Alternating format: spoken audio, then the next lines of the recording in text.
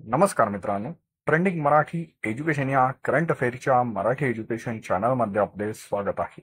तर मित्रांनो, आपण तुमच्यासाठी रोजच्या रोज चालू घडामोडीचे प्रश्न हे मराठीतून घेऊन येत असतो. आजच्या व्हिडिओमध्ये आपण तुमच्यासाठी 6 ते 14 सप्टेंबर 2024 या आठवड्यातील सर्व महत्त्वाच्या चालू घडामोडी या बघणार आहोत. मित्रांनो, जर तुम्ही चॅनलवर नवीन असाल, चॅनलला अजूनपर्यंत सबस्क्राईब केलेलं नसेल तर सबस्क्राईब करून घ्या आणि बेल आयकॉनला प्रेस करा, म्हणजेच प्रत्येक दिवसाच्या चालू घडामोडीच्या व्हिडिओची नोटिफिकेशन तुम्हाला सर्वात आधी मिळून जाईल.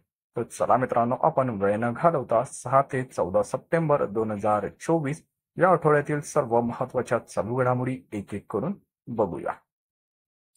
चालू आर्थिक वर्षाच्या पहिल्या तिमाहीत भारत होणाऱ्या परकीय गुंतवणुकीत किती टक्के वाढ झालेली आहे?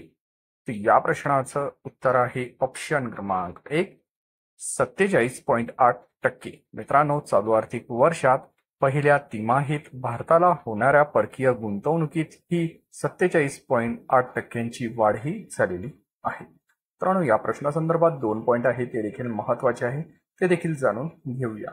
तर या चालू आर्थिक वर्षाच्या पहिल्या तिमाहीत भारताची परकीय गुंतवणूक ही 16.17 अब्ज डॉलरवर पोहोचलेली आहे. तर या चालू आर्थिक वर्षाच्या पहिल्या तिमाहीत भारताच्या सर्वाधिक परकीय गुंतवणुकीत सिंगापूर देशातून आलेली आहे. हा देखील दुसरा पॉइंट लक्षात असू द्या. तर चला नेक्स्ट चालू घडामोडी बघूया.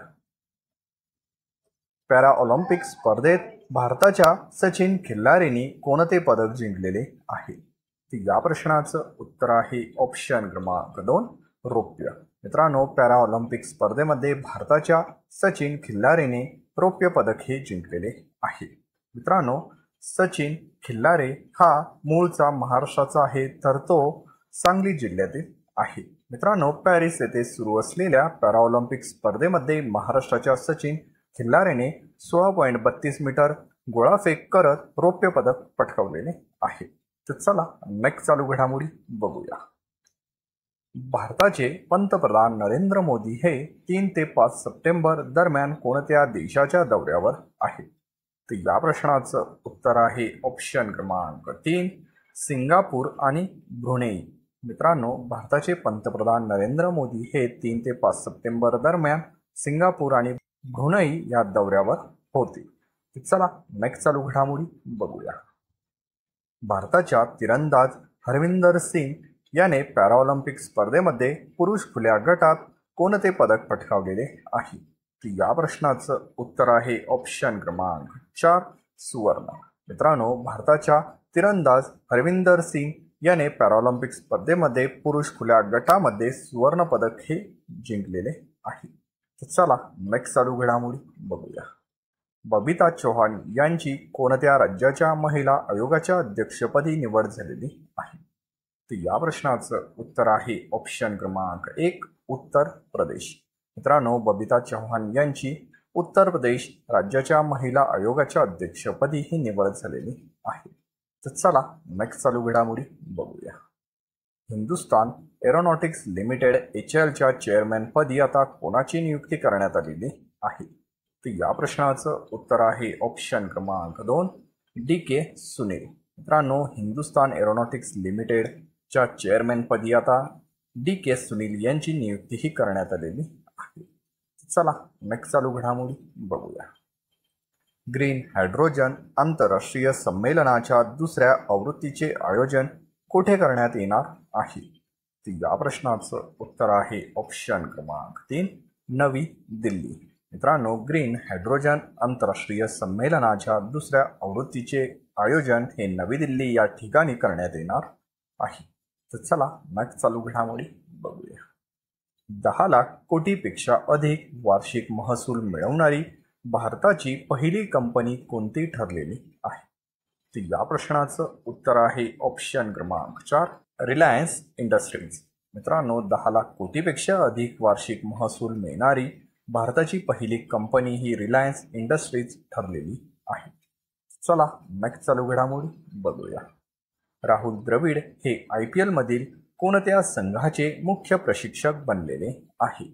तर या प्रश्नाचं उत्तर आहे ऑप्शन क्रमांक 1, राजस्थान रॉयल्स. मित्रांनो, आता राहुल द्रविड हे राजस्थान रॉयल्स या IPL संघाचे मुख्य प्रशिक्षक बनलेले आहेत.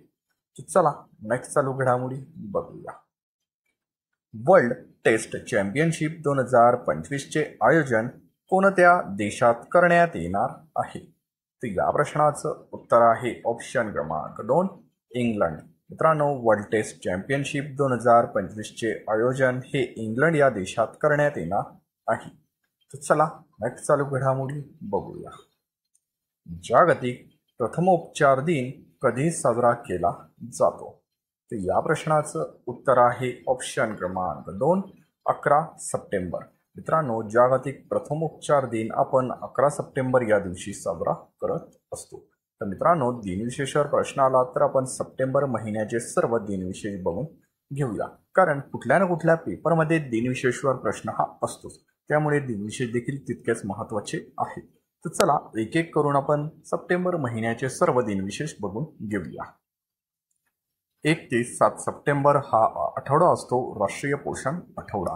तर 2 सप्टेंबरला असतो जागतिक नारळ दिवस. 5 सप्टेंबरला असतो राष्ट्रीय शिक्षक दिन. 8 सप्टेंबरला असतो जागतिक साक्षरता दिवस. 10 सप्टेंबरला असतो जागतिक आत्महत्या दिवस. 11 सप्टेंबरला असतो जागतिक प्रथमोपचार दिन. तर 14 सप्टेंबरला असतो राष्ट्रीय हिंदी दिवस. 15 सप्टेंबरला असतो अभियंता दिवस व आंतरराष्ट्रीय लोकशाही दिन. तर 16 सप्टेंबरला असतो जागतिक ओझोन दिवस. तर 21 सप्टेंबरला असतो जागतिक शांतता दिन. तर 22 सप्टेंबरला असतो जागतिक कर्करोग मुक्ती दिन आणि जागतिक गेंडा दिवस. तर 26 सप्टेंबरला असतो जागतिक पर्यावरण आरोग्य दिवस आणि जागतिक नद्या दिवस आणि जागतिक सागरी दिवस. हे सर्व दिनविशेष 26 सप्टेंबर या दिवशी असतात. तर 27 सप्टेंबरला असतो जागतिक पर्यटन दिवस. तर 28 सप्टेंबरला असतो जागतिक रेबीज दिवस. तर 29 सप्टेंबरला असतो जागतिक हृदय दिवस. मित्रांनो, हे सर्व दिनविशेष सप्टेंबर या महिन्यात असतात. हे सर्व तुम्ही लक्षात असू द्या आणि दिनविशेष हे वहीमध्ये नोट डाऊन करून ठेवा. तर मित्रांनो, अशाच रोजच्या रोज टॉप 10 करंट अफेअरचे प्रश्न हे बघण्यासाठी ट्रेंडिंग मराठी एज्युकेशन या करंट अफेअरच्या मराठी एज्युकेशन चॅनलला तुम्ही अजूनपर्यंत सबस्क्राईब केलेले नसेल तर सबस्क्राईब करून घ्या आणि बेल आयकॉनला प्रेस करा, म्हणजेच प्रत्येक दिवसाच्या चालू घडामोडीच्या व्हिडिओची नोटिफिकेशन ही तुम्हाला सर्वात आधी मिळून जाईल. तर चला मित्रांनो, वेळ न घालवता व्हिडिओला एक लाईक जरूर करा आणि व्हिडिओ हा जास्तीत जास्त आपल्या मित्रमैत्रिणींपर्यंत शेअर करा. याचा फायदा तुम्हाला आणि त्यांना येत्या परीक्षेमध्ये नक्कीच होणार आहे. तुम्ही पूर्ण व्हिडिओ बघितल्याबद्दल तुमचे ट्रेंडिंग मराठी एज्युकेशन या करंट अफेअरच्या मराठी एज्युकेशन चॅनलतर्फे मनापासून धन्यवाद.